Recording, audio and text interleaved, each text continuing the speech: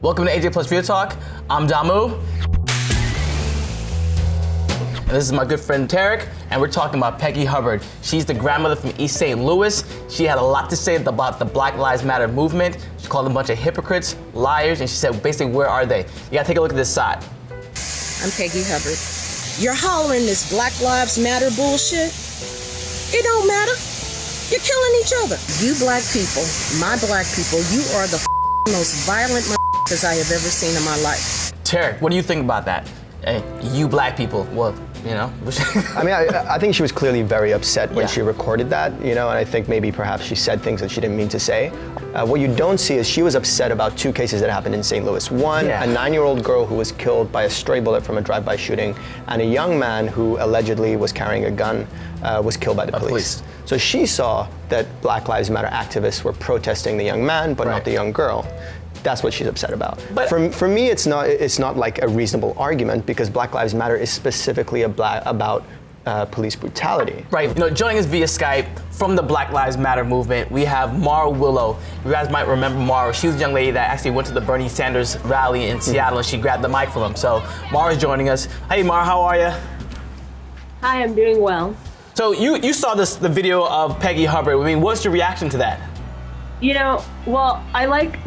First of all, I'd like to focus on the problem, right? Which is white supremacy and anti-blackness, which is both foundational to our country as well as globally is an issue. So I don't think that there's actually a lot of merit in focusing on this one woman. I think that her comments do reveal a lot about the state of our country, and I think that's worth talking about, but I don't think that there's a lot of merit in fixating on her as an individual. And I think it reveals a lot about the way that the media, does uphold systemic racism and the ways that the media perpetuates violence against the Black community. But let me ask you this though, really quick then. So you go to a Bernie Sanders rally, which is predominantly kind of far left. Everybody would, I would assume most people in that crowd wouldn't consider themselves racist. I mean, what were the supporters like who were non-black? What was their reaction to you grabbing Bernie Sanders' mic? I mean, I think at this point everyone has read and seen what the reaction was.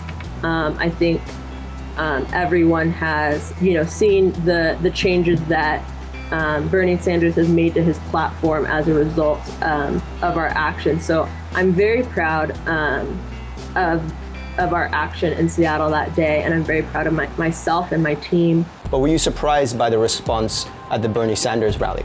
I wasn't surprised. We knew that the action would be controversial. We knew that people would be upset, that there'd be white tears everywhere. I don't think that there's anything that can really prepare you to have thousands of white people standing and yelling at you for you to be arrested, for you to be tased.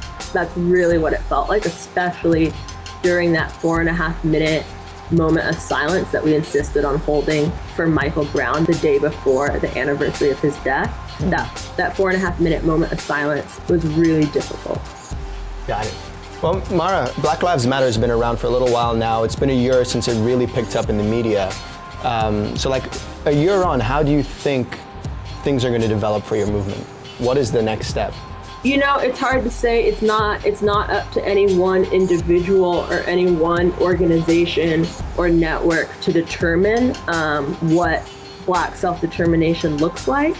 I think that this 2016 presidential election is really interesting, and it'll be interesting to see how people within the movement decide to engage or not engage in that system. I do think that shutdowns are important. I do think that the disruptions that BLM is kind of known for, I think that those have proven to be really effective. Similarly to how boycotts were really effective during the civil rights movement.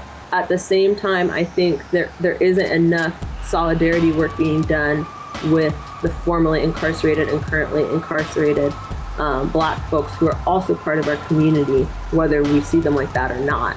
Yo, Mara, thank you so much for joining us. We really appreciate it. And I swear, I really hope Donald Trump comes to Seattle. I really want to see what you're going to go to. I hope so too. Yeah. We'll see if he's about that you know. He's about that life. No. Grab the mic and drop it, you know what I mean? So, all right, thank you again, Mara. All right. All right, thank you guys. Have a good weekend.